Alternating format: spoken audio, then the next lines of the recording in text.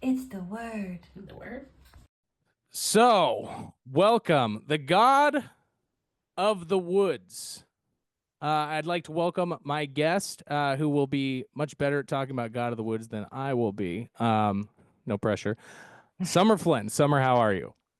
I am good. Joining you from the coast of Georgia. So we've got some friends with us, pelicans and seashells, and you can't see the clocks with the seashells and the sailor knotted lamps, but they're all there. The vibe is here, so we're Yeah. ready. Do you have a name for the pelican in the window? Petey. Yeah. Did you just make that up, or I did. you did? Yeah. Well, Just it's yeah. good. Are you Yeah. gonna keep it? You think? I think so. Yeah. Okay. Yeah. You better remember when I. He's been there for reference. like 30 years. So PD owns the place. It's PD's place. We're just living in it. So we are going to talk about the God of the Woods. I think that we're going to have the whole video be spoilers, pretty much, right? Yeah. You know, Yeah. because I don't think we can do it without doing that. I actually was looking to try and refresh myself because I'm very forgetful. On YouTube, trying to find some God Liz Moore God of the Woods content, and found it lacking, found it wanting. So I think that we're gonna kind of corner the market here Thank God today. of the Yeah, woods. yeah. Like the literal. The AI video was talking about the protagonist Mara, and she starts experiencing these weird things in the woods, and then the local townsfolk have this legend of an actual god of the woods, and this was Yeah. the. Did you watch the whole video? I had to stop eventually. I did have to stop because I was scared it was going to inform my understanding of the book. And I think what had to have happened was I think they made an AI video from an AI translated synopsis of the book, maybe. But I don't know who Mara is. I don't know where that came from. But Right. yeah, so that's a good lesson to the kids out there today. Do not rely on videos on the internet to replace what we used to call Cliff Notes. I don't know if those still exist, but uh, I felt that for all the children who show up in class and talk about Mara and the literal god living in the woods. Yeah, yeah. Well, hopefully all the other kids also watched that video from that friend who was like, "Here it is. This Right. is all you have to do." And the teacher's like, wait, what? Am I going crazy? You're The right, whole right. class is talking about Mara. And then She's flipping through the book. Did I miss she keeps saying, "No, that's wrong," but she has like this crowd of children who are like, "No, we all know. something? You are the only one who is insane." Right. Oh, that's probably happening somewhere. But So we this should is also say we're going to spoil the book, John, but it's still worth reading. yeah. It We're gonna still will be, yeah, we won't spoil the experience. I think this is reading. it's also a very rereadable book Absolutely. Yeah. too. There's a lot of nuance going on. Stuff that I did not pick up on, but then as I was looking through my notes, I was like, oh yeah, that, and then that, and then that. And God, Barbara. This I mean that's what the whole point of the book. Anyway, should have probably introduced the podcast. This is the WRRD Podcast. Writing, reading, recovery, discovery. We try to do some of those things on here. I write down about 13 points. We talk about them. I got 14 today, but whatever. And yeah, so Summer, I did want to say this just preemptively before we dig into God of the Woods. I kind of think of myself as sort of like the Oprah Winfrey to your Dr. Phil. Now, how do you feel about that? Can we switch that? How about You're Oprah? I'll be Gail. I'll be Gail. You be Oprah. Who's Gail? Gail, Oprah's best friend, and also an acclaimed journalist and Yeah. She she drives with Oprah. She drives across the country with Oprah. She She did is once. probably, but she's a journalist and anchor and news anchor, and I think she just retired. Gail King. Okay.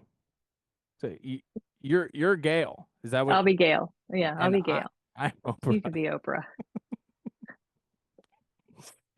All right. Well, if I don't know Gail, I don't know the lore behind Oprah Winfrey, guys. So I Mm, really don't. I'm not well, put that on certified to your talk homework about. list. Yeah, I know. Do a podcast That, about that. there we go. So the first thing I wanted to talk about, um, overall, having to do with the book. What were your overall thoughts, Summer, about God of the Woods? Overall thoughts. Um, loved it. There are a lot of characters, which can be challenging because inevitably there are at least two or three where you don't understand their motivation or somehow they're not as well developed. In this case, I thought all of the characters were very well developed. I understood everyone's motivation, why they did what they did. I think of it as if Wet Hot American Summer and True Detective had a baby, it would be the God of the Woods. I dig that. Yeah, I I didn't realize Judita is how I. Yeah. Yeah. Uh, she was my least favorite character. Okay. I did not realize until this week when I was looking stuff up again to refresh that she was based on like a number of women who were the first to be Mm-hmm. detectives. Is that Right. They were right? first, In New York yeah, to be promoted, yeah, to investigator in New York, but they're also the first, I think, in the country. So she is based on that country. kind of historical group. Yeah. That's amazing. I kind of wish I would have known that going into it because I feel like it for me it would have made the character more interesting because every time she's running into that a lot where like Mm-hmm. we're having the and I mean the way that I did it in my head was I was like it's okay, it's the 70s or yeah, Right. 70s, Yeah. 75. And so this is like not people are not giving women uh men are not giving women a voice, especially in the Right. workplace. But that was all the context that I had behind it. And Mm-hmm. then when I stumbled upon that this week, I was like, that is, wow, that's really powerful. That Right. you're the first. Right. And they do mention it because isn't it her brother or something kind of teases her about Okay. being, and I can't remember how he teases her, but there's a acknowledgement of her being one of the first. But you're right, it doesn't necessarily then tell you that's a nationwide trend that's changing. But I think it points to one of the central themes you just mentioned is women specifically not having a voice, but very defined gender roles for both men and women, I think is one of the central themes. Um, Right. and I did learn that Liz Moore doesn't outline any of her novels. She just starts writing, which I think is really cool. Um, So cool. but then she says after she writes a draft, she goes back in to see, well, what themes are there. And I think that's I love that. I think you can feel that as a reader, Yeah. that kind of organic uh, pacing of it, which is one of the things I loved about it. You can almost tell that the author herself didn't know who had done it, and I Right. think that gave it. It didn't feel. I think a lot of mysteries are contrived because it's all about the beats and making sure it's so taut. But she did not do that, and that's why I really thought this was one of the better mysteries I've read because of that. It was kind of loose in all the right ways. Um, but yeah, I think that's one of her strengths is letting herself do that, trusting herself as a writer. to do that, to just start writing and not know where it's going and not worry about an outline and hitting certain points, just going with it. It makes for a Yeah. good experience. And I never felt like it was weird. I never felt like it was I never felt like it was a mystery novel. Mm, Like you were just saying how hmm usually you'll hit these beats and like hmm I was the last mystery I tried, which is I mean it's good. I just kind of gave up on it. I'll probably go back to it, but it was the Magpie Murders. hmm And like I love that kind of British, like, oh, we'll get to know hmm all the townspeople, and like hmm that's great, but it definitely you can feel kind of like what he was channeling, which was that kind of tradition of like this and Right. then this, and we got to introduce oh, and that person was in the house, and I don't know. This didn't feel like that at all. It felt more, for lack of a better word, like literary with a mystery. hmm Yeah, yeah, Absolutely. Yeah. Because mystery is it's formulaic. Most genres are. There's a formula, if you use that formula, you're going to have an audience. So I like that. I felt like she's a confident writer. And to be as young as she is, I think that's fantastic. I would love to ask her some questions about how she got such a confident, strong voice. But um, to write a mystery and not use the formula that works, I think is pretty bold, and it has worked for her. I think they're turning this into a movie or a show or something, and she is co-producing it or in some way involved. So financially, there will be some kind of compensation. So kudos to her uh, for writing something that is so compelling that they want to put it out in different mediums. right, right. Okay, so let's see. First thing, POVs surrounding Barbara. Um, it's not the first thing, guys. Sorry, it's the first thing I wrote down. Because I found this to be a fascinating use of POV. The way that Mm-hmm. I went through so many different like phases of my feelings toward Barbara. And at first I'm like, oh yeah, I was like, ah, these parents suck, but like also Barbara's whiny. She's a little shit, Mm-hmm. kind of, you know. Mm-hmm. Mm-hmm. So then I kind of just wrote down five people who were looking at Barbara. And actually, do you remember if we got a Barbara POV? Yes, we do get a Barbara POV, don't we? Actually, that's a good question. I feel like we did. No, I'm pretty sure we did, We did. right? Because she talks about the painting her room. I'm not, well, maybe we didn't actually, which is Well, really interesting that she is as complex as she is, and yet if we never get her point of view, yeah, I don't think we did get her point of view, John. that's so cool because you have Yeah, such a clear idea of like by the end of the novel who she is. right. Yeah, I don't think we did. So we had Okay, that's interesting. Tracy, I think was the first one I wanted to talk about. Mm-hmm. And I think that that was, I don't know. I thought that that was the most powerful one, but all of these are really powerful. But anyway, Tracy is like her friend, right? And she's Mm-hmm. the Mm-hmm. first. Is she the first POV? Do you remember? She's not the first POV. Oh, and also, so Barbara, Louise. we do get point of view from Barbara, and it's at the one of the last chapters. So that's Okay. pretty Yeah, smart. good. Um, the first POV we get is Louise. So Okay. the counselors are the first. That's the first point of view. Hold on. Is this Michael over here on a VR? And it is. That's Should have blurred my amazing. background. No, How do I no. like give the signal of you're on camera?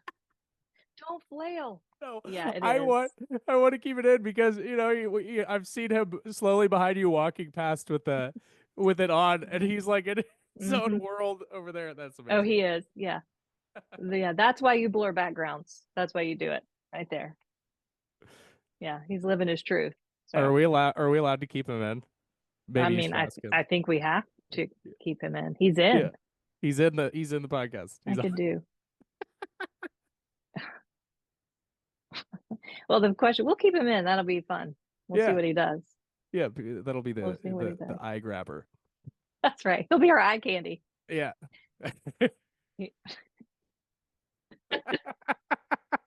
Oh God. So yeah, he's a VR enthusiast. Okay. I've never tried it. I really, really want to, but Tracy. So Tracy. this is the young friend of Barbara. They're around 13-ish, these kids. And so Tracy is in the camp, which at the bottom of like this hill is where I picture it, in the woods. And the Van Lars, who's Barbara is a Van Lar, and her parents suck. And they live at the top in this like great manor house. And then they own this camp where Camp Emerson. Camp Emerson. Right. And then so Tracy is staying here in a cabin. There's many of these cabins with Barbara, and they're maybe bunkmates. But anyway, so Tracy, you see her feeling kind of like a lack of confidence at camp. And Barbara, as she's framed at the beginning, is like this. I think you see like Alice, the mom, Alice Van Laar, talking about Barbara, and she's kind of like, you gather that she's like a punk rock kid, but she like cries. She's like always wailing in her room, and painting her nails black. And so then when you get to Tracy, I think this is how it was.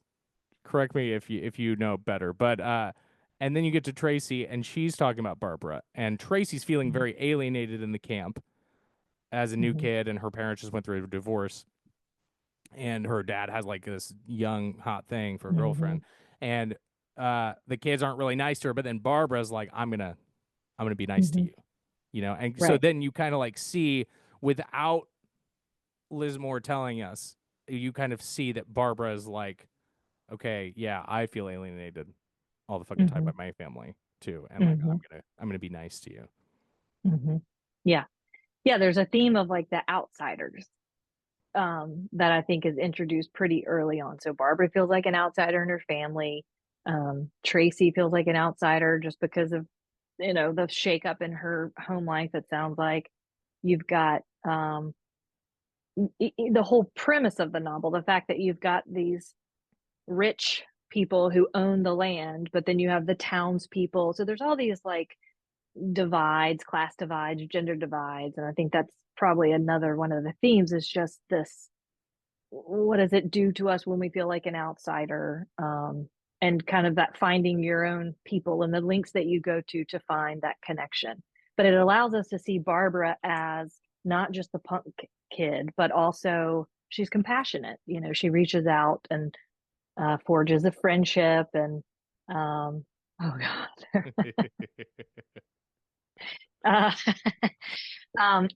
But yeah, I think it allows us to see the good side of Barbara, and that she's just as lonely and seeking connection as Tracy is. And in that way, they're very much aligned. And they have a sweet friendship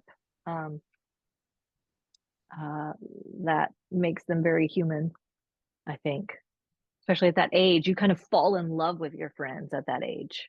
Right. You know? Like those friendships can be, and you see that with Tracy. I mean, Barbara's just so cool. You know, she comes into camp late, and she's kind of, this is at the early punk era. So the fact that she's one of the rich people, but is at the camp, is unique. And she comes in with this kind of tough exterior, and Tracy kind of falls in love with her almost, in a sense, you know, that projection, and that she's the cool kid and she's got it all. And then we, of course, learn that Barbara's pretty miserable.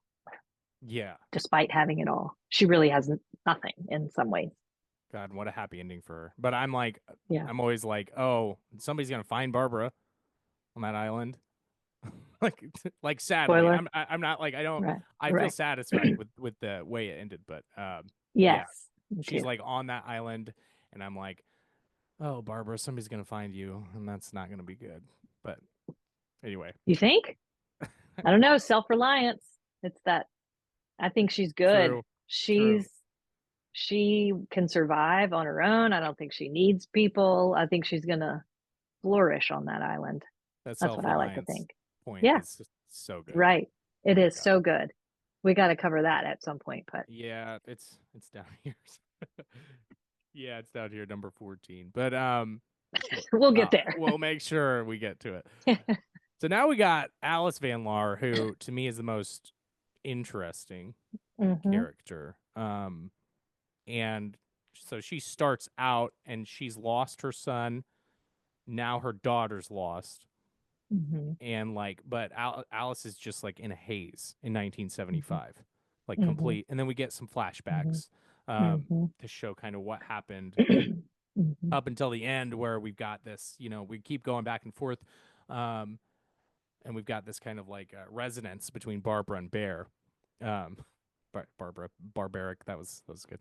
But yeah, we got this resonance between them, and like the dissonance with like Alice's Hmm. feelings between the two disappearances, and how the men in Alice's life are like, nope, eat more barbiturates. Yeah, yeah. Do you have a feeling? Take a pill. Yeah, Yeah, yeah, whole time, yeah. and And that's what she, fucking killed Bear. Oh, right? Yeah.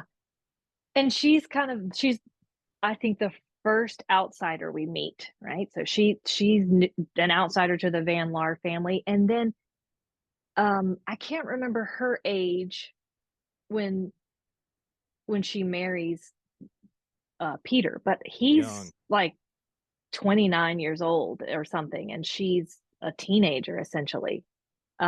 So I think she's kind of the first victim in the book. She doesn't, what other choice does she have except to say okay and marries Peter? And she's the first outsider. And I think then it's just this pattern of outsiders. And she's such a sad character.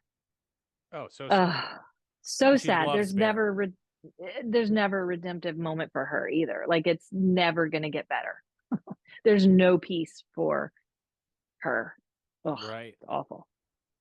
Yeah, and the only thing that like comes good of her, like, kind of like she's abused and so she abuses Barbara. Hmm. Like the good thing that comes from that is Barbara's like, well, fuck it, I've got to do this on my own because nobody's Right. gonna take care of me. Right. Yeah. Oh. And you I think, learn that wealth does not protect you from tragedy. I think that's certainly something in Oh this. yeah. She's a victim in that she doesn't have a lot of other choices except to marry Peter. But that protects her from nothing. So you look at all these other characters like Louise, and they're all kind of chasing um, advancement, whether that's through income or class structure or whatever it is. But I think one of the themes is that doesn't actually protect you from anything at all. And Alice is the example of that because her life is just so tragic. She's The saddest. betrayed in so many ways too. There's nobody she can trust or turn to except Bear, and then her whole life becomes just kind of chasing this dissociation from the tragedy of Bear.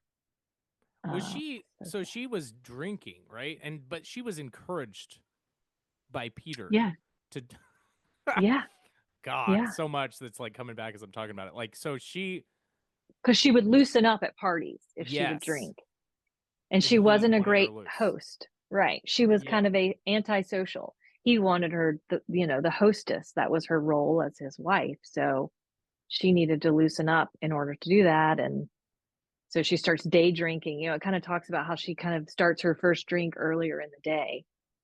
Um, oh, it's just so sad. It makes my stomach hurt. She's just such a tragic character. Oh, And then Bear dies at a party because like it's one of the Black Fly Goodbye. Is that what it's called? Um, I don't know that term. the it was I think it was Black Fly Goodbye. What's in the book? Yeah. So they had this party every time because they would have Oh, all right. these guests, and You're then right. at the end of like the thing, a week or whatever, they would be like, and now it's the Black Flag goodbye. And I think that was when Bear disappeared. And Yeah. so you had that all of those things coming together of like Peter saying, "You need to loosen up, Alice. Let me show you the back of my Hmm. hand." And then like she's drunk at a party because she's like, "Oh well, I'm doing what you told me to do. I was Right. 14 when you married me or whatever, and Yeah. this is all I know." And then she's like looking for comfort again in Bear because I think Hmm. something happened with the grandpa or something weird. I mean, I know that grandpa was trying to protect Bear by Hmm. not letting him go with Alice. But yeah, then she ends up taking Bear on the boat Hmm. and he drowns. Hmm. Fuck. And she has no understanding of her role in that. She No, doesn't just know that she she's doesn't blacked know that out. it was her. Yeah.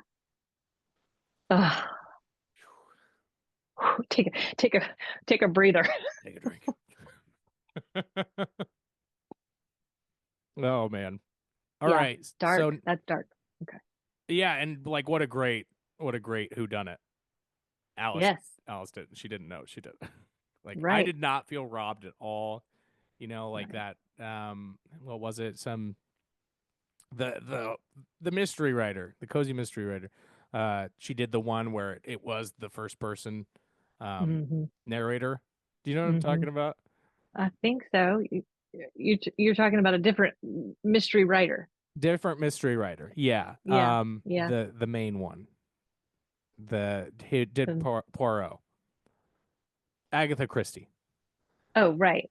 She did in one of her novels. She did this. It was a first person protagonist. It was a mystery, and it was a whodunit. And then at the end, it was the first person Wow. protagonist who did it, who was lying Right. to you the whole time, and like people felt like robbed by it. Right. And but when I found out that like it was, I was so surprised that it was Alice. Like it was so well done. Right. Yeah. Absolutely. So now we got T.J. Hewitt in relation to Barbara. I'm gonna let you start on Right. this one. Okay. So another outsider, right? Yeah. TJ is the child of the original kind of camp director. And so her legacy is the camp. Um, she's the new director, and she's an outsider. She's kind of androgynous and a bit of a mystery to the campers. Um, and Liz Moore does a good job of making her mysterious enough to where the reader feels like she might somehow be involved, or Right. there's like kind of mysterious trips to her cabin by Louise, and then we kind of start to understand later on what those were about, and that TJ was actually helping.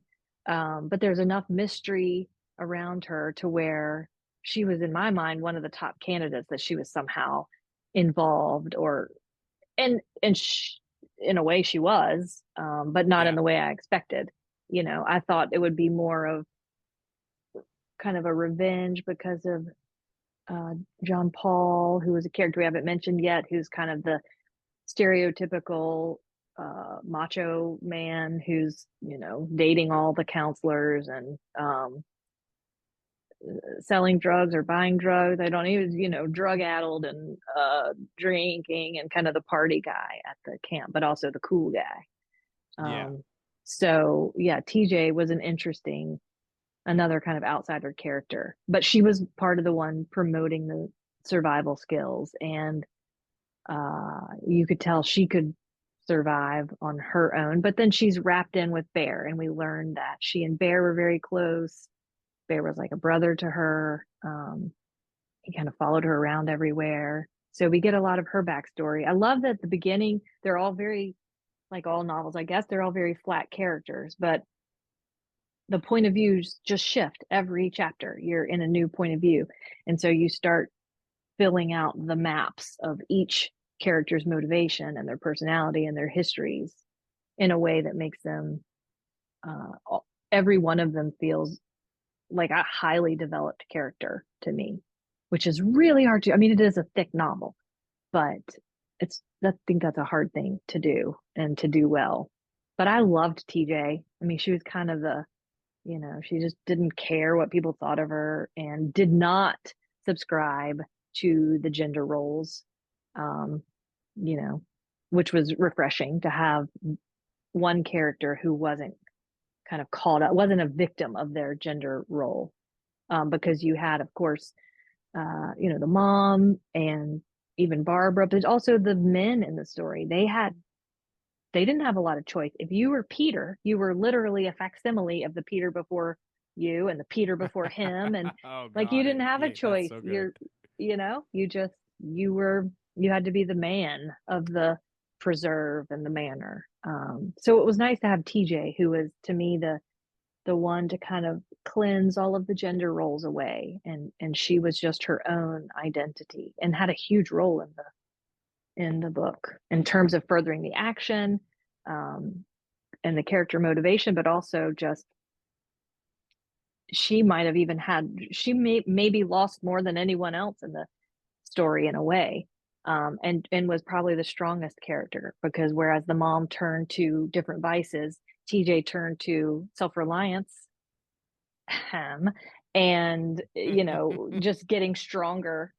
She was she didn't seem to have vices and things like that. She used it all to just make herself stronger and healthier. So in some ways she might be the hero of the story, I venture to say. Oh, you venture to say, yeah, I would agree with you. Yeah, and like I thought it was great when we have Louise kind of reacting to TJ, where Mm-hmm. um you know TJ and Louise are like they have a drink together at one Mm-hmm. point, and Mm-hmm. Louise is like a suspect in the disappearance of Mm-hmm. Barbara and Louise because she's camp Louise was a camp counselor, and Barbara was like her responsibility, Mm-hmm. and her boyfriend Jean Paul, the worst of the worst, because even Peter's like kind of redeemable because, like you said, Right. he's kind of a victim to that succession, but uh, Louise was out doing stuff with John Paul, and all of that was going down, and so then Barbara disappeared. So then Louise is suspect, and she's with TJ. They're having drinks, and what you call it? Is that called a red herring when you're like kind of like I don't know, because you're thinking that TJ did it at that point. Or I remember feeling that way. Like, okay, Mm-hmm. why is Barbara going to TJ's tent every night? Mm-hmm. And then when Louise is like kind of like drunk and like slides up next to her and they touch elbows at the sink. Right. TJ had some game. I mean, But then TJ's like, "You are my employee and I will not." And then TJ goes to right. bed. So then I was like, Right. "Oh, she's not. She's Right. not doing weird stuff with Barbara." Right. But it's just enough to make you wonder if she is. Yeah, yeah, yeah. Yeah. No, yeah, she definitely had some game. They were all kind of wondered about her. Almost every character at some point spent time wondering about TJ's motivations, and uh, so she was definitely a mystery to the reader, but also to the campers. Oh, you got a pups? I do have a pups. We'll hope he stays quiet. He might need to sound his barbaric yelp into the conversation at some point. He has ideas. He's quite a literary genius, this one. You named your pelican Petey. So this would Mm-hmm. be Peter 3, right? The The dog. No, your Oh, pelican in the background. You named oh, it right, right. Peter. Yeah, Do we that's have a true. Peter 3 in the book? We do, don't, yeah, Peter. That's the one we're Yeah, dealing with? yeah, we know of three Peters. Yeah, that's the Alice's husband is the third Peter. Okay. Yeah. We don't get the Peter. What would that be? I don't know. The OG Peter. We just know. I think he's the one who bought the land and the Adirondacks, and I think that's how we know of him as kind of the original uh, patriarch. Who paid people to build self-reliance. Right. Paid the townspeople, right, to build self-reliance. Yeah. All right. And wait, TJ's dad is the one who buried Bear. Correct. Yeah. Victor, right? Right. Victor. Is that his Victor name? Hewitt. That might. Vic Hewitt. Yeah. Yeah, I got Yeah, it. I yeah, got Vic Hewitt. yeah, yeah, yeah.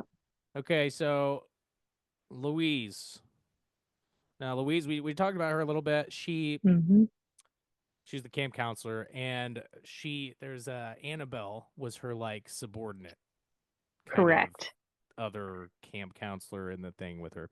And they were both, I think both were messing with John Paul. Yes, Is they that didn't true? know it. Well, I guess Annabelle knew it, but Louise did not know it. Louise thought she was engaged to John Paul. Yeah.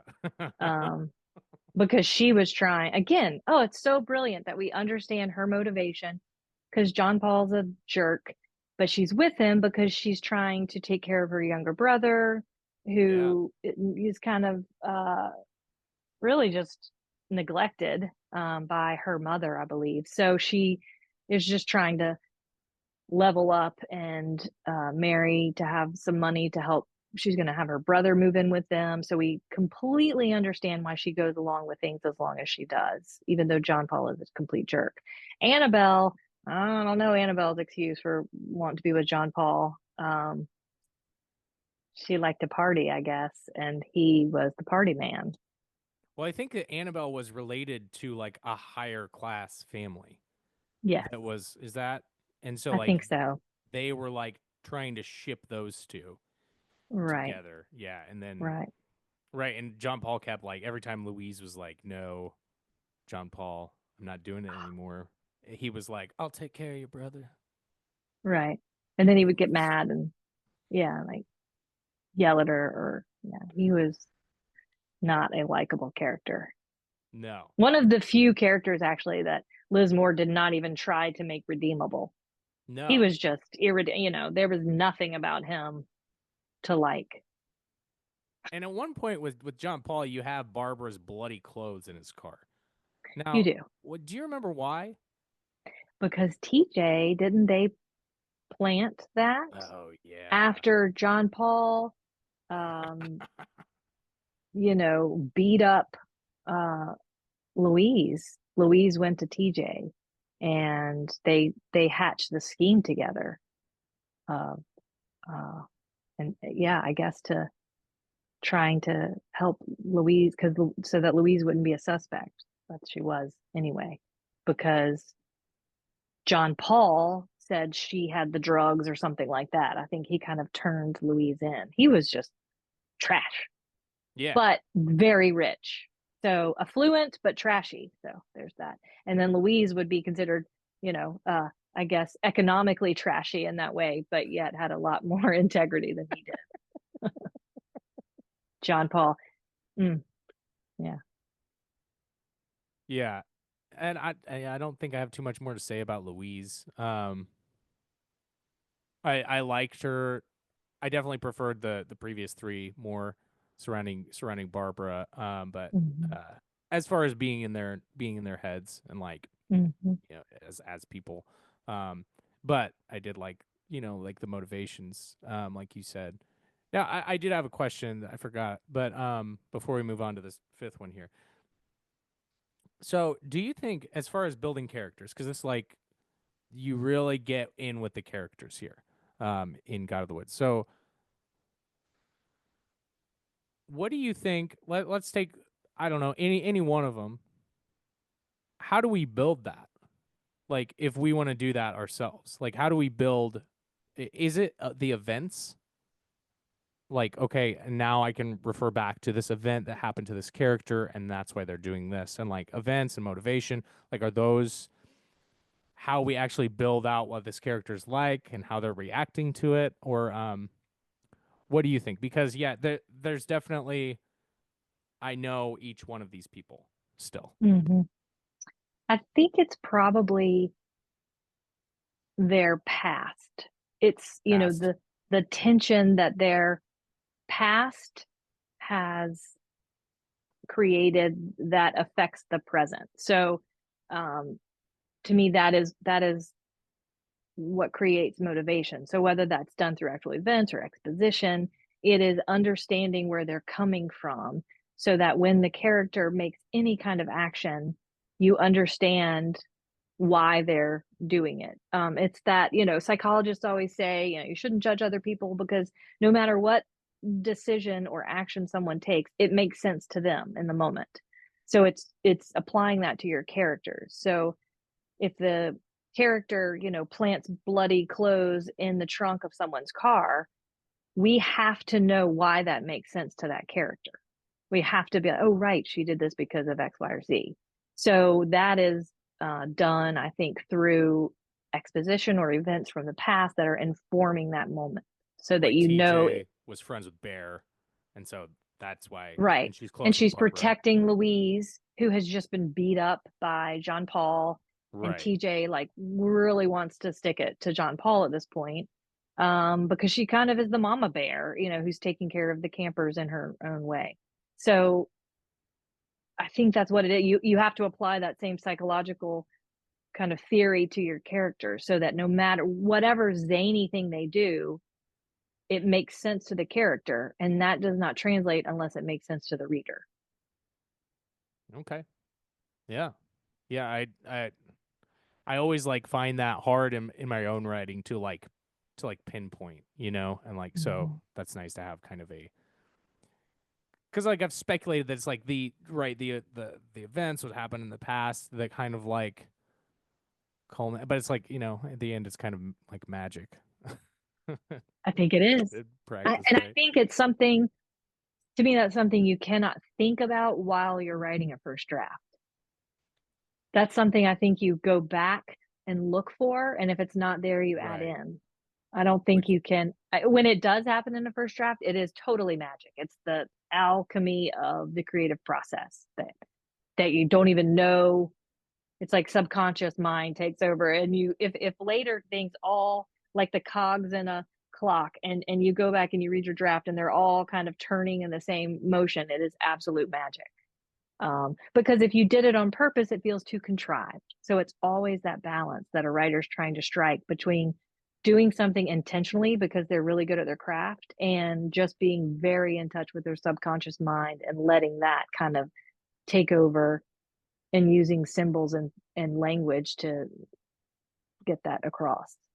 well, But I it is loved magic. it. What like you I didn't know that about Liz Moore that that's her writing process where she just goes through the first draft and then goes back and looks at okay, here's what came out of my kind of what Mm-hmm. came out of my subconscious, Mm-hmm. throwing all this down. That's so cool. I always feel a little bit like self-righteously pleased where I'm like, see, Mm-hmm. it's better this way. I'm good, real good. Yeah, but that's what I mean. She's a confident writer. I mean, it's hard to trust that that's going to happen when you write. It's hard to just believe it's all going to come Right. together, especially when you have. If someone came to me and said, "I'm going to write a book, and there's going to be, 12 primary characters," I would be like, oof, I don't know. There's no way that the reader's going to feel that they understand everyone's motivation. And she did it.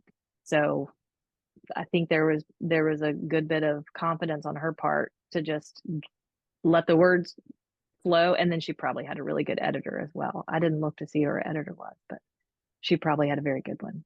And it was probably strongly edited in that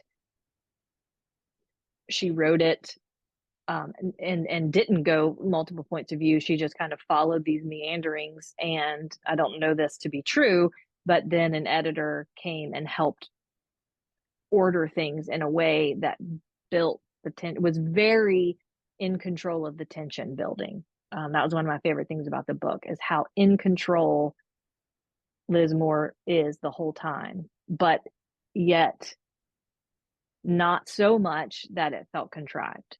That's Right. that balance. That's so difficult. Right. Yeah. Well, let's just talk about that. Fuck Judy for now. We can talk about her later. Yeah. Sorry, But Judy. sorry, Judy. I know you figured it out, but you got that. But let's talk about the structure. So when we're looking at each chapter, so the way that it's each chapter is a character name, and then below the Mm-hmm. character name is Mm-hmm. like the the dates, all of the Right. dates that happen. And was that happening per part, or was it throughout? Was it was it all the dates of the whole book? Yeah. Do you know? So, I did mainly audio version. right. So the book is in parts, and the parts are like one word names that kind of denote what is um, being unveiled in that part. And then within that part are different chapters told by different points of view. And the entire world of the book encompasses from the 1950s to 1975. So you kind of have two narratives going. You have Bear's disappearance, which happened in the 50s, and then Barbara's disappearance, which happens in the 70s. So that's really difficult to keep track of for a reader, because not only are you changing points of view over and over, but you're changing the time in which we're living. So at the top of every chapter is the name of who is talking in that Right. chapter, and then there's a timeline. So it says 1950, 1965. So all these kind of major turning points, their date is at the top of the chapter page, and then Liz Moore bolded where we are on that timeline. So if we're being told something and it's 1962, then you see all of the years of significance, and then it's bolded 1962. So that's how the reader can keep track of. We've got the name of who's talking at the top, and then we see on the timeline where we are. Such a simple way to show where you are in time and space, and head voice perspective. Right. So simple, but really, really useful to have that. You've got the map at the beginning, you've got all your part sections, and then each chapter tells you where you are from a timeline perspective so that you can keep track, because some chapters you're in the 50s, and then the next chapter you're in the 70s. But it's so cool because you have different character, like the same character Alice in Mm-hmm. 1950 is a Mm-hmm. different character when it's Alice in 1975. Like Yes. this is Alice young and being thrown into the situation where she has to marry and be kind Mm-hmm. of a housewife that is still not taking care of her kids. Um, and here is Alice when she's just blazed out of her mind all the time and doesn't really Right. care about Barbara. Right. And it gives, think about that from the writer's perspective. You're not just like, oh, okay, I know Alice's voice, so let me do. This is Alice's voice. No, you Right. have to know Alice's voice when she's as a teenager. Then you have to know Alice's voice when she's, drug addled, and as a adult. So the breadth of the voices, even within the characters, is so well done. That she could harness that each time, because Alice sounds like a teenager when she's, when we're in the 50s. And then she Right. sounds like a very cynical, downtrodden adult, later on in the 70s. And you get it every step of the way. And so it just builds so beautifully. But to me, that's really hard for a writer, to not only nail the voice of the character, but to nail it different different aspects of their different phases of their life. Well, I think that really ties into what you were saying about character building, where Mm-hmm. the past informs who the Mm-hmm. character is, kind of. So it's like Yeah. when you're bouncing back and forth between these, the thing that you just wrote about Alice here in the 1950s will inform kind of Mm-hmm. like, okay, and now I know. I don't know how she wrote it. She might have written Alice straight through, She may and have. then gone back. But either way, as far as reader and the character being built in your mind, like, okay, this past thing that just happened, 3 chapters from now with Alice in the 1970s, it kind of informs why she'd be behaving that way. Right. Yeah. Oh well, we've got Let's talk about Alice and her pills. That's one of the Mm, things I think we've already kind of talked about that though. right. But Peter 3 sure sucks, huh? He really does. All the Peters do. But again, they were victims. He just did what his Peter before him did, who did what the Peter before him did. This is crazy. I did not like. This is why I love talking to you, because I did not think that at all. But now I'm like, oh yeah, one, two, three. Right. Like, 1, 2, 3. Yeah. He didn't, he was unhappy.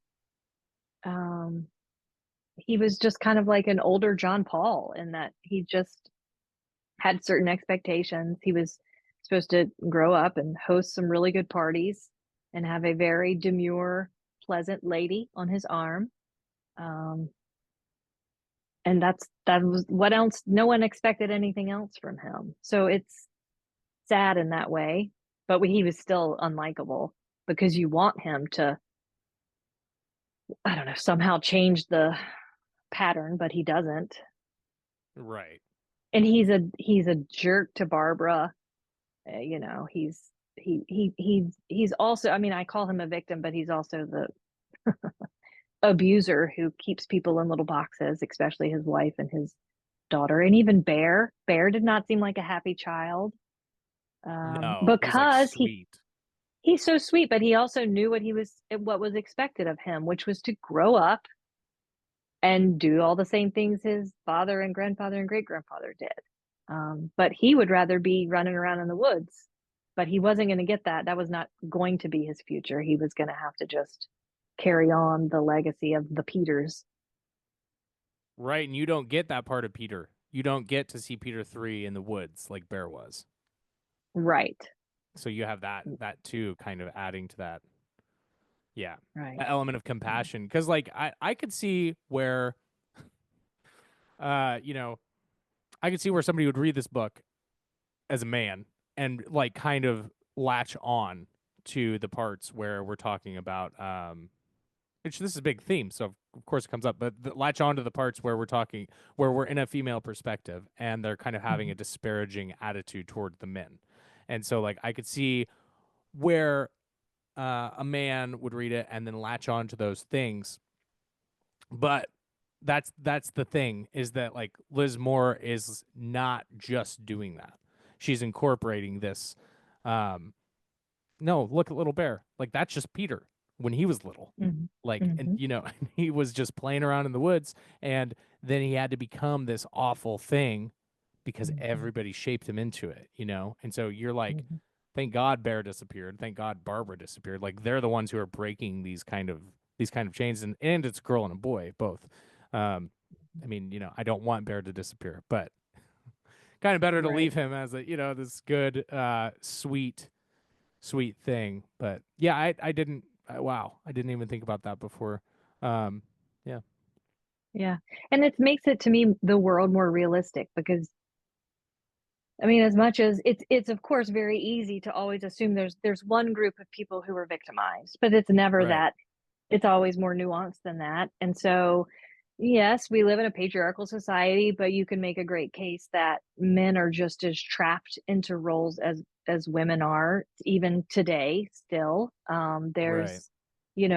there's a lack of male leadership just as much as there is of female leadership, and I'm sure people would argue with that and could argue with that, but I don't think it's ever as binary to say, oh, this is the oppressed group and this is the unoppressed group. It's rarely like that. I think in the real world there's uh, it's an archetypal state of being and feeling of being an outsider, and I think that's what Liz Moore was Yeah, getting at through gender or and through income disparity and all of those ways that we feel like outsiders. And then what do we do? That's the whole lost in the woods. Um, when we feel like we're the ones lost in the woods, sit down and yell. And I think, this is amazing. Yeah, Liz Moore sitting down and yelling via a very well crafted book. Um, that when you feel alone, you're yelling for connection, you're yelling for help, and a case can be made that every character in this book, that's essentially what they're doing, is sitting and yelling for help via connection, support, whatever.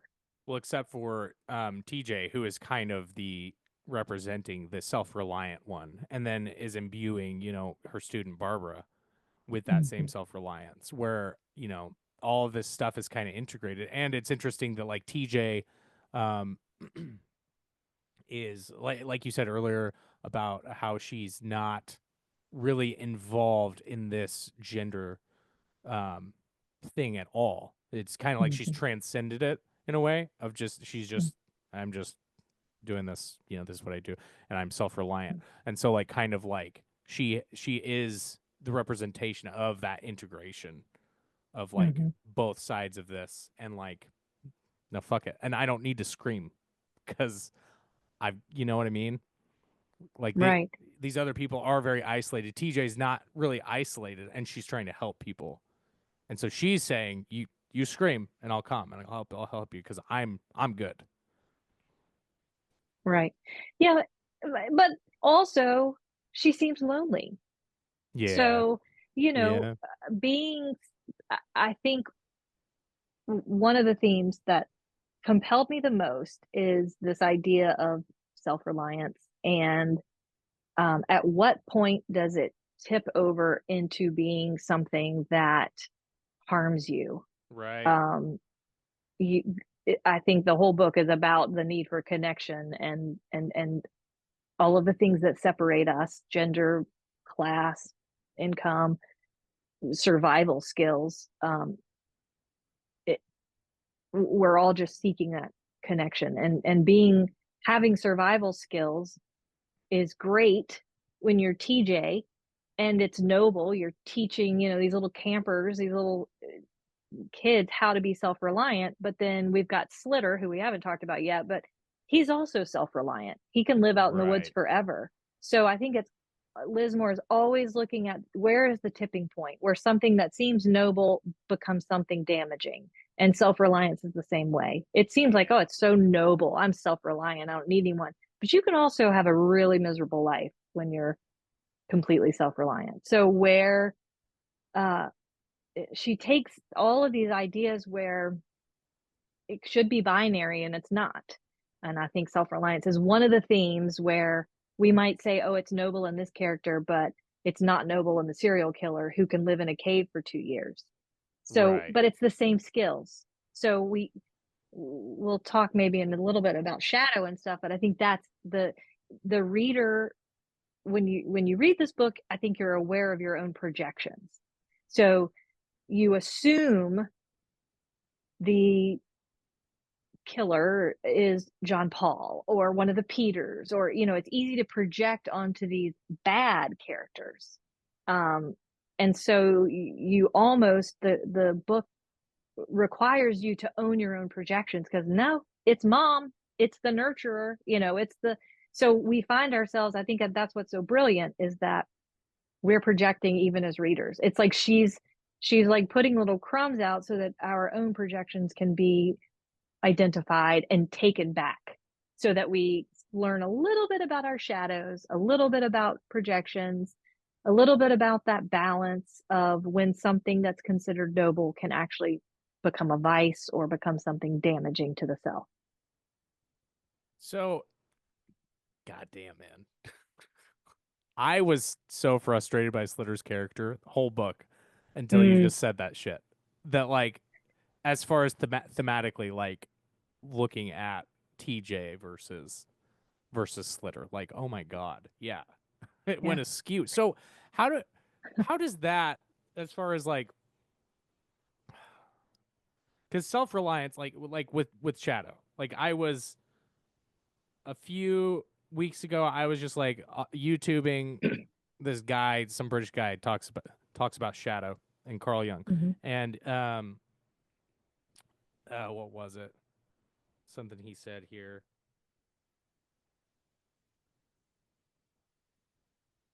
So, oh, okay, this is a Jungian quote. Integration of the shadow leads to self-reliance. So that was the thing that I came across, and it was like right after I finished this book, and I was like, Mm, oh shit, we got to talk about that, because I wonder mm-hmm. if Liz Moore was like, that was part of the intention here, was to kind Mm-hmm. of point that out.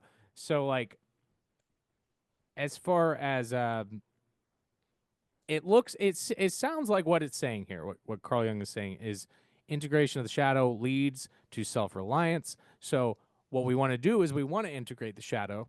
We want to take these projections and integrate them, incorporate them into our lives, and like kind of channeling them, right? Like Mm-hmm. channeling them. Like if we're too aggressive, it's because it's coming out in a backwards way, and maybe we need to play sports or join a sports team and like channel it in that way or something, to where it's going in a direction.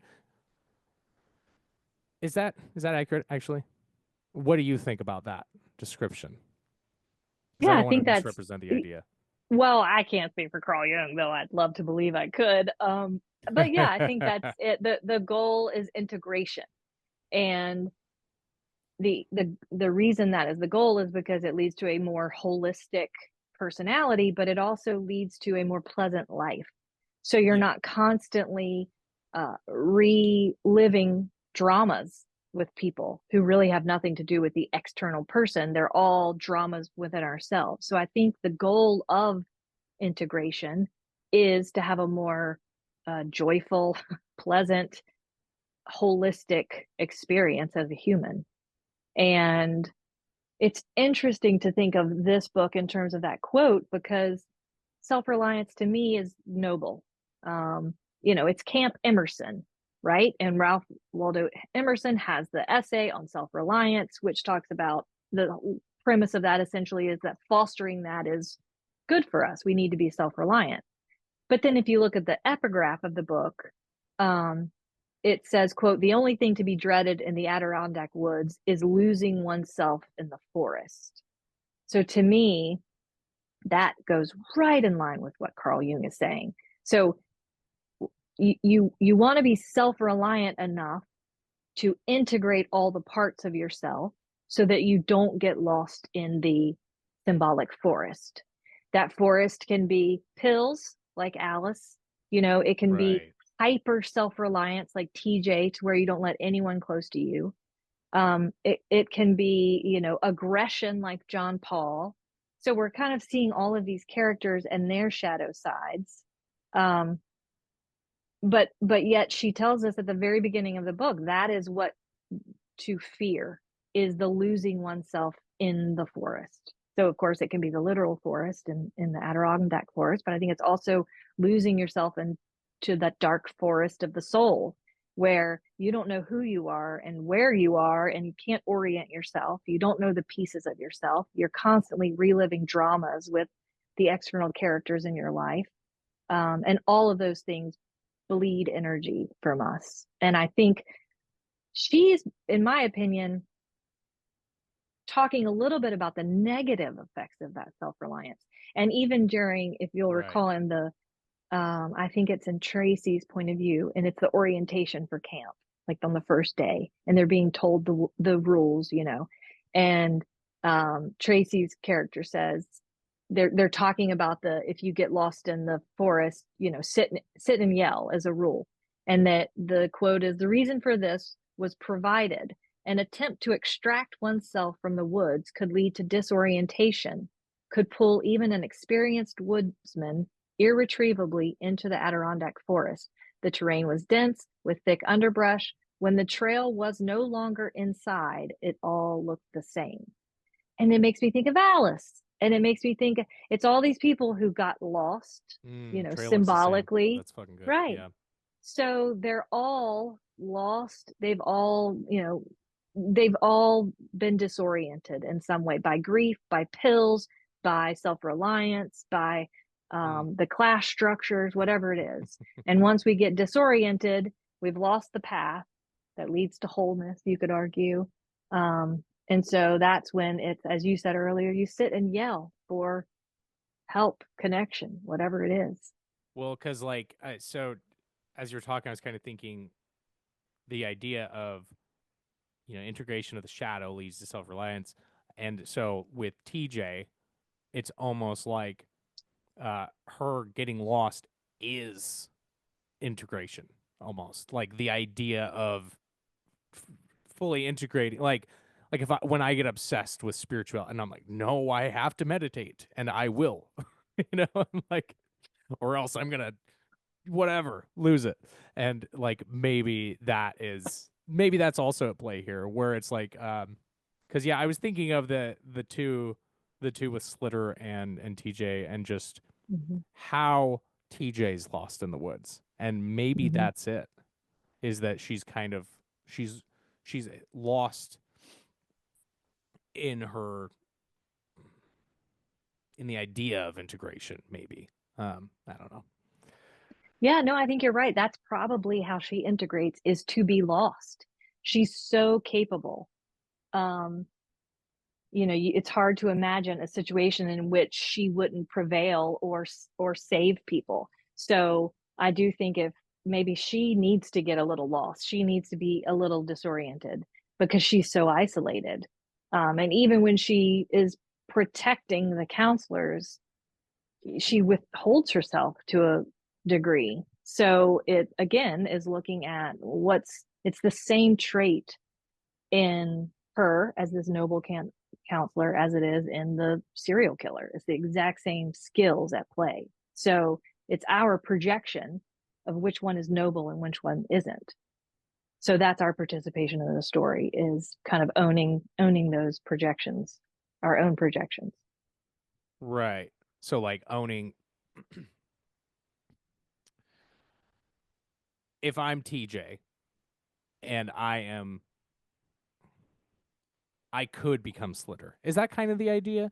Where like this thing where I kind of need to go out in the woods, and I need to go Mm-hmm. out in the woods, but also I probably should like not be so alienated because it's causing like suffering with like loneliness. So like there's Mm-hmm. some way I could integrate that.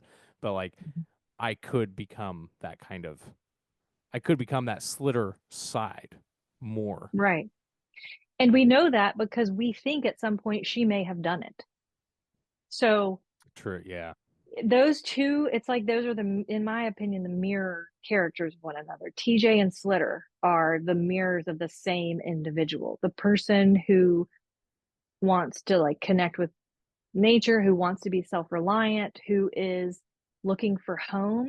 They're both outsiders trying to return home, right? So TJ grew up there because her father was the camp director. And then the whole backstory with Slitter is that his family originally owned this land, and then they were displaced by the rich people who came in and bought it up. So he is also they're both returning home to the forest. They have the same skills. One is noble at the beginning and one is a serial killer. Yeah. But they're the same mirror characters to one another.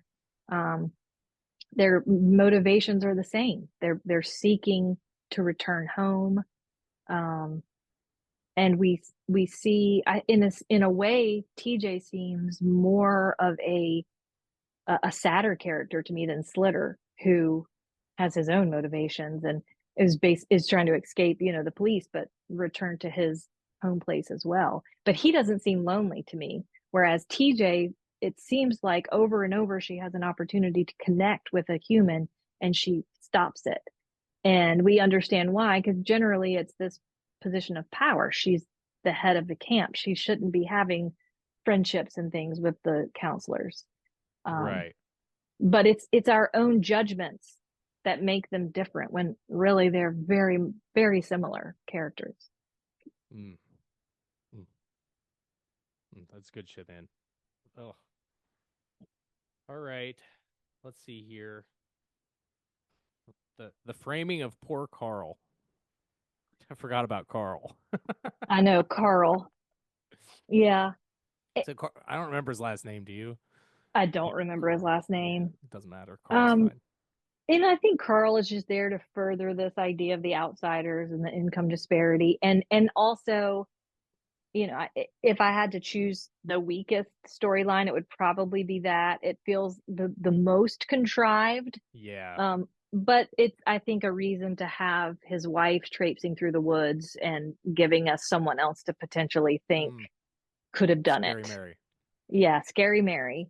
But again, at the end, we realize, oh, that was us projecting on to this character when in fact we understand her motivations at that point. sort of. I don't know that I would still be traipsing through the woods that many years later trying to, clear my dead husband's name, but Scary Mary, got to do what you got to do. Maybe it's really ultimately a love story between Sorry, Carl honey. and Scary Mary. I'll do it with a VR headset on. How about that?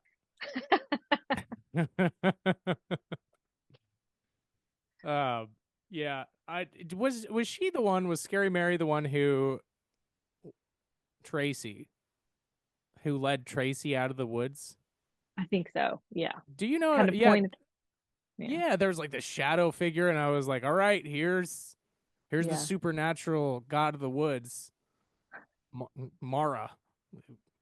But she like leads her out of the woods, and Yeah. but it never said. Right. Yeah, then maybe Yeah, I that's think that was her meant to because be. remember they did say something about gray hair. Couldn't tell if it was a woman or a man, and then Okay, later yeah, we learned, yeah, Scary Mary had long gray hair.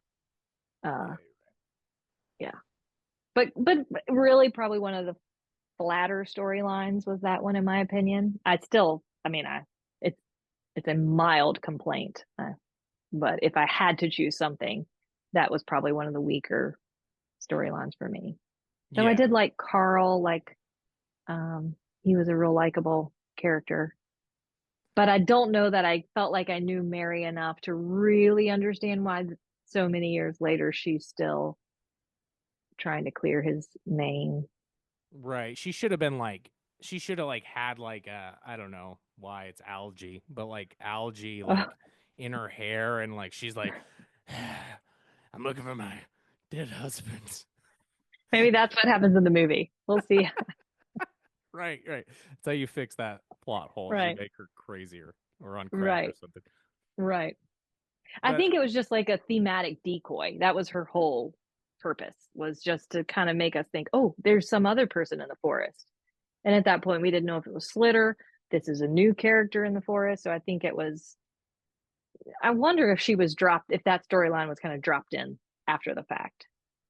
for Uh, the sake of Louise, right? To clear right. Well, just for the clear sake of Louise's name. making the reader constantly wonder who it is, and or it could be this person, or maybe it's some character we haven't met yet. It That's why left Slitter this. drove me crazy, because Yeah. I was like, okay, I know it's not him. Well, and so apparently Slitter was based on an actual serial killer Really? who, when Liz Moore went to camp in the 70s, there was a serial killer and he had escaped.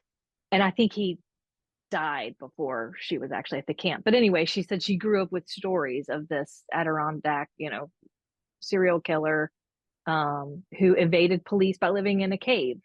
So he's based on an actual person who lived. But it's interesting because sometimes I feel like, as an editor, sometimes the weakest parts of a person's manuscript are the ones that they've taken from real life. Mm, Um, and I only say that because it's the hardest to have distance from. And it's the disclaimer is always, but that's how it happened. And I right. feel like, it's a cautionary tale for a writer that if you ever get that thought in your head of, but this is how it happened, then it's probably a good indicator that you need to really be objective about that section. Because I can see Liz Moore being like, but that's how it happened when kids, were at this fictional camp in the 70s. These were the kinds of stories. And it makes sense because at camp you tell scary stories, and I can see how this would have become this legend that the campers would talk about. But perhaps she got a little too fixated on that character because Yeah. that's how it really happened.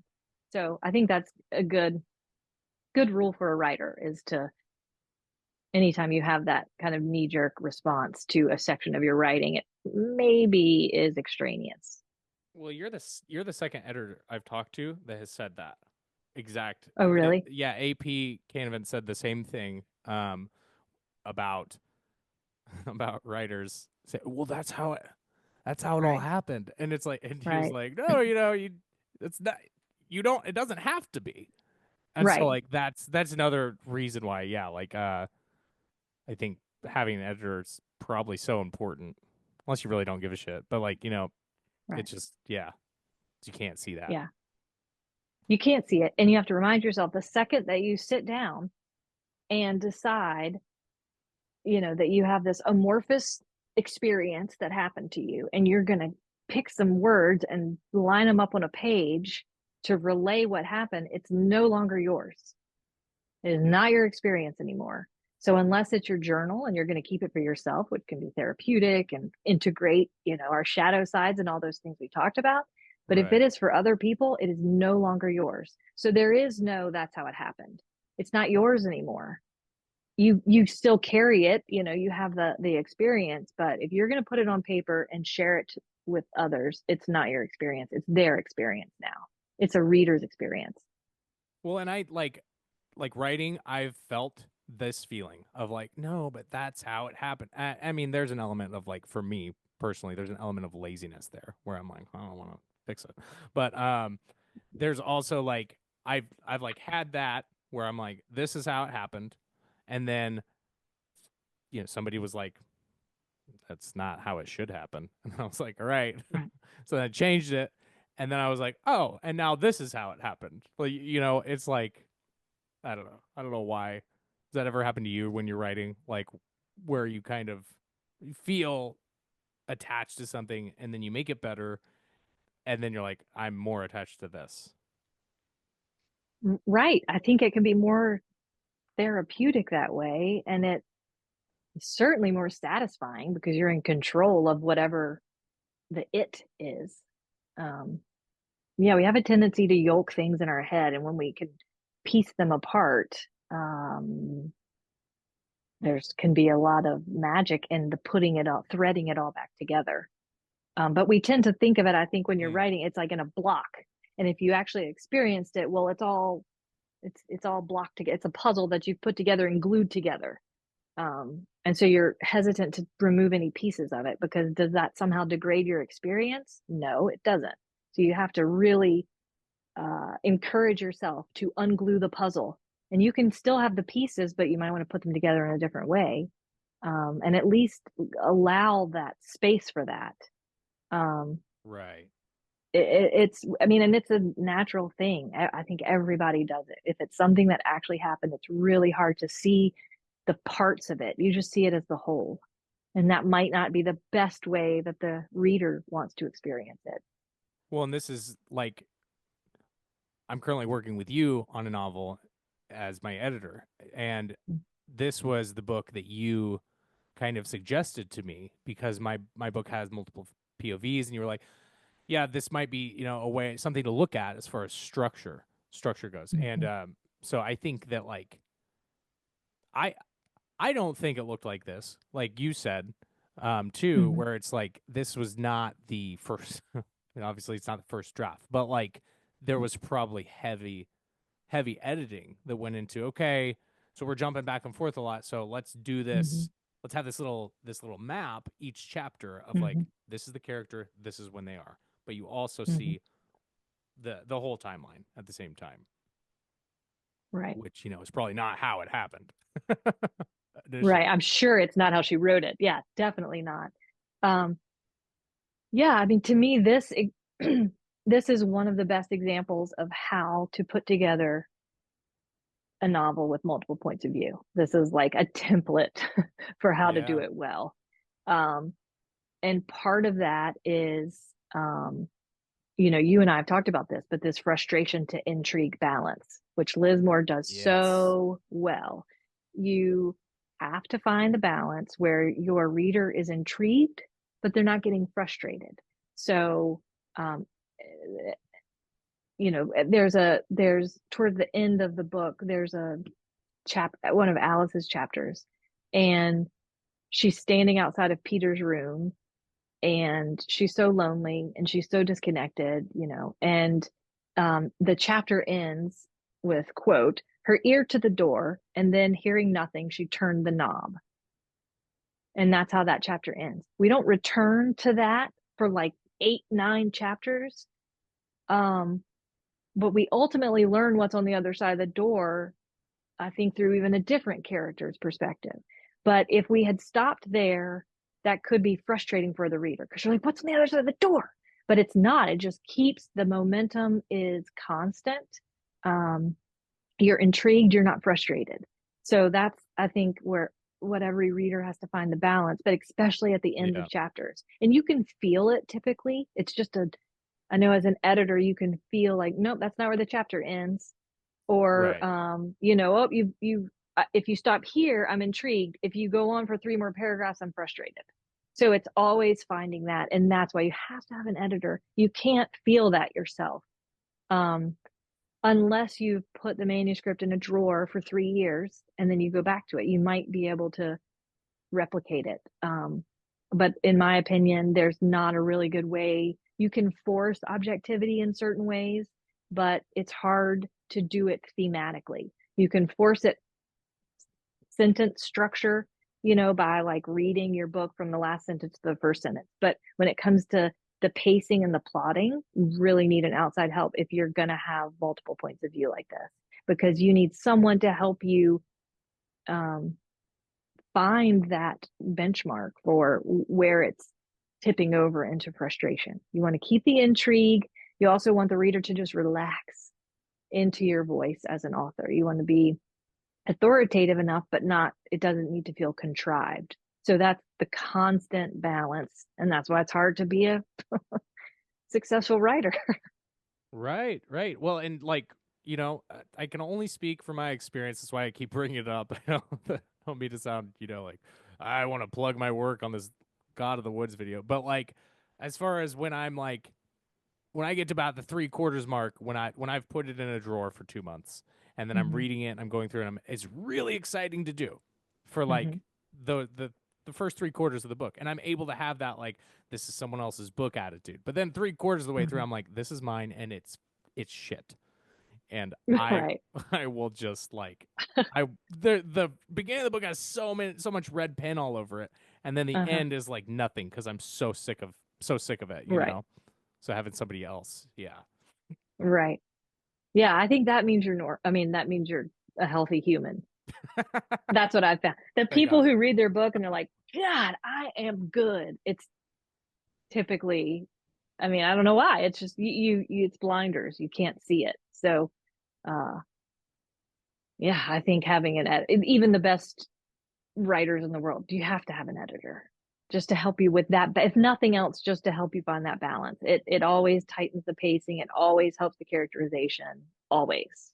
Well, and this book, uh, to me, did it so well with all but one character, um, which is interesting because, well, like what you're saying with Alice, like Alice has so much threaded into her as a character. Mm-hmm. She has the most Mm-hmm. interesting mystery, which is Bear.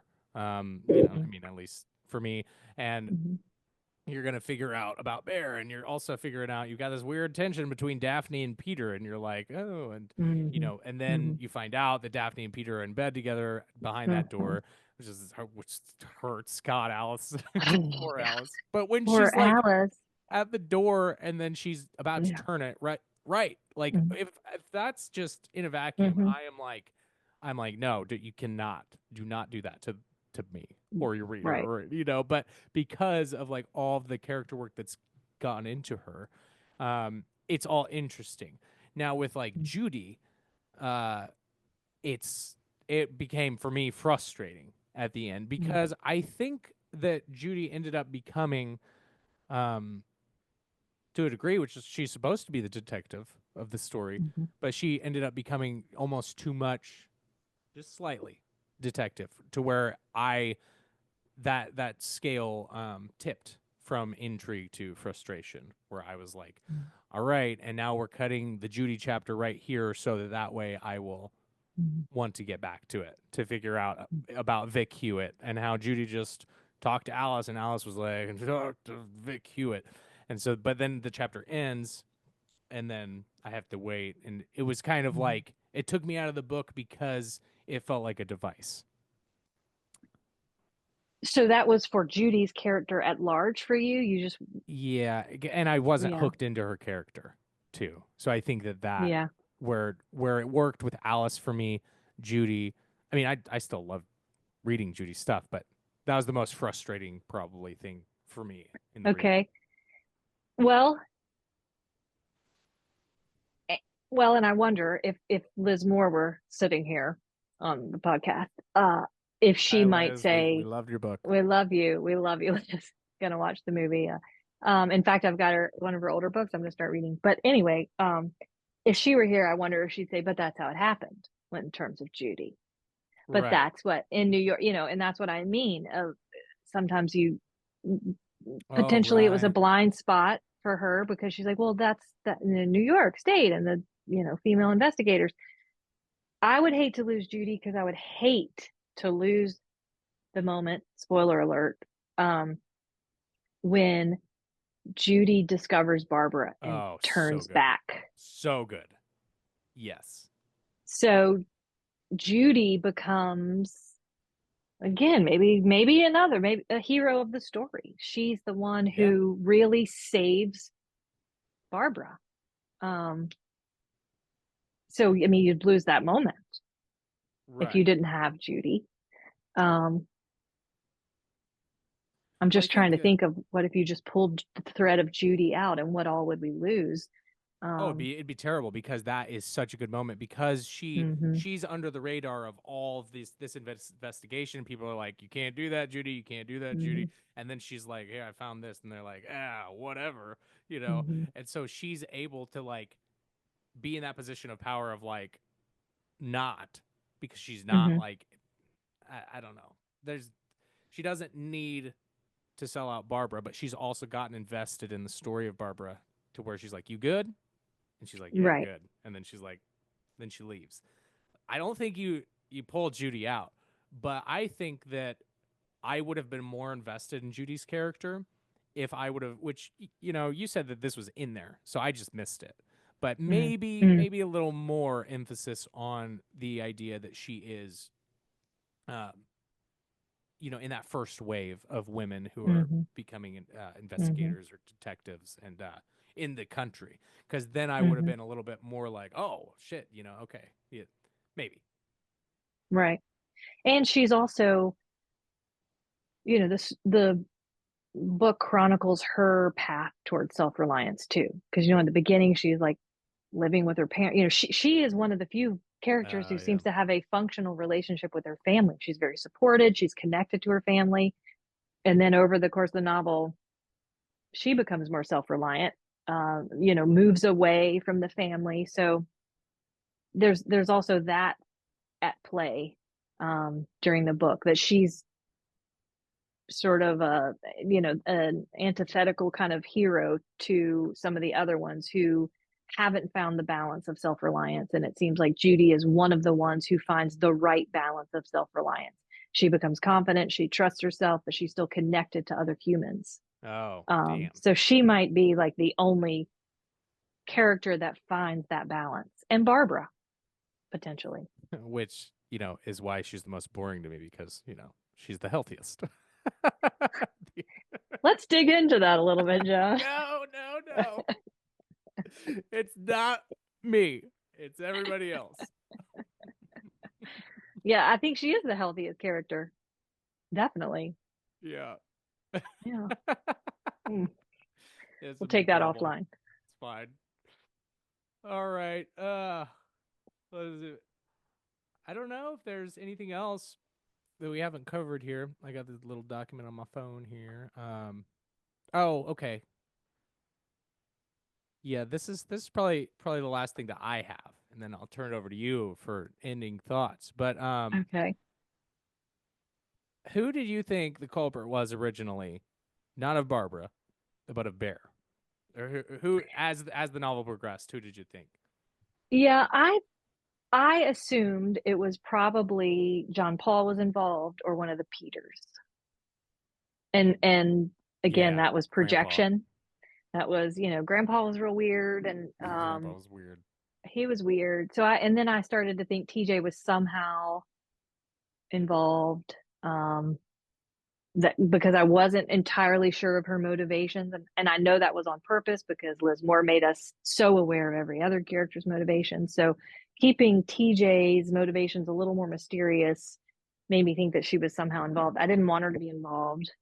I wanted it to I wanted it to be John Paul because I wanted to hate him, and that's Oh what yeah. was so brilliant about the novel is that I had to own all of those projections and accept that it was like the saddest, most victimized character. Um, and that was my experience and my own kind of judgments and projections in it. I thought that it was Peter too, and that's why I appreciated Carl's perspective. I agree with Mm-hmm. you that it was kind of contrived um, for him to go down and then to be like, "You're the last Mm-hmm. one that saw him." Well, you're, you know, but Right, and then he kind of just dies conveniently. But right. I did appreciate that because I was like, oh shit, and it was the same way with Barbara with John Paul, where I was like, these creeps, like John Paul is like dating Mm-hmm. Barbara, Mm-hmm. and it's gross, and the grandpa's with Bear in the woods, and so yeah, Mm-hmm. I thought Grandpa whole book until the scene with Mm-hmm. Alice in the boat. Yeah. Okay, let me ask you this. Let's hear it. Okay, well, first of all, if a few takeaways for writers, like what can we pull from this, right? Sure. So, one, she started small. This was a short story. Really? Love the fact this was a short story she wrote about her camp experience. And now, and then turned it into an epic novel, epic in just its scale. It covers a lot of time and it's pretty hefty novel. Um, she also takes her time. She says it takes her about 4 years to write a novel. Okay. So I think that goes back to that idea of not having an outline, just kind of trusting the process, makes it feel very organic. And we didn't talk about how the book opened, which is a brilliant opening. We all know the in medias rex, just in the middle of things. But the opening line is the bed is empty. Ah, just so Oh simple, but shit. what a great opening, right? I love that.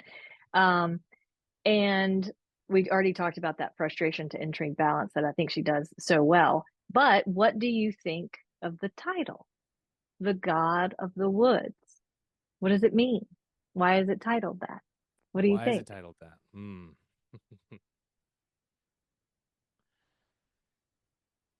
So when I at the beginning, she has the dedication to her sister, and it's Mm-hmm. Mm-hmm. uh, who knows these woods. I think it's her Mm. sister. Who? Mm. Nice look. For my sister Rebecca, who also knows these woods. Yes. So Okay. I thought that I didn't know that Lismore had gone to camp, and so what I thought that the woods represented were kind of a just feeling of isolation and being Mm-hmm. lost, and Mm-hmm. so I kind of felt like maybe that was part of what she meant by the god. Going into this book, I thought there was going to be a literal god of the woods, and that's why when Scary Mary turned up, I was like, okay, we're taking the turn. Here we are. Right. Right. Um, this shadow creature thing, and I thought it Right. was going to have an element of supernatural to it. Um, but the god of the woods is kind of like us worshiping our own isolation and misery, Mm-hmm. I think. Interesting. Yeah.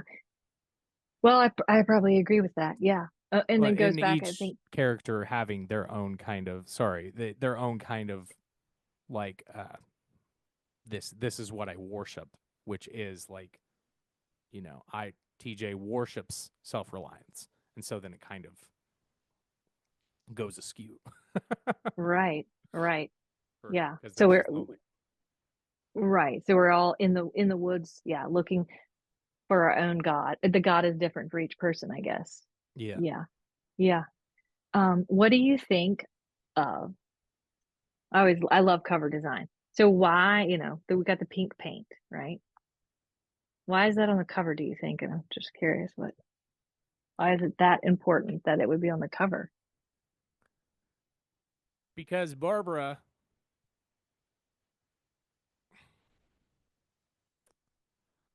was like because everyone had their own idea of who Barbara was, which is Mm-hmm. like what's so great about everybody's POVs about Barbara. because everybody's Mm-hmm. got their own, and that's how you learn who Barbara is and decide for yourself. But and she's like, I painted it on the fucking walls, and Mm-hmm. you painted it over it with Mm-hmm. pink paint, and you're Mm-hmm. wondering who and where I am, and it's all Right. there. Right. Yeah.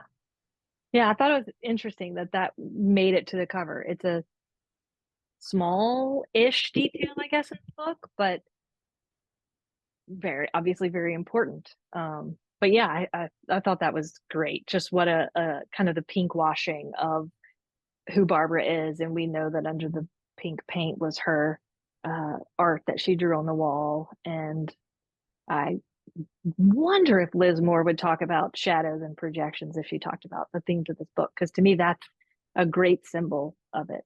The reality of who Barbara is, and all of us hidden under kind of the pink washing of paint, and Mm. what we present to the world. Um, I thought that was I loved that detail of the cover, and sometimes authors aren't involved in the cover design that's chosen, but I thought that was such a good detail and some foreshadowing of what's to come. But I think it goes back to that shadow idea and the facade that we present to the world. And even Alice, who's the mother and should be the nurturing one, and she's victimized, and there's still darkness under her pink paint.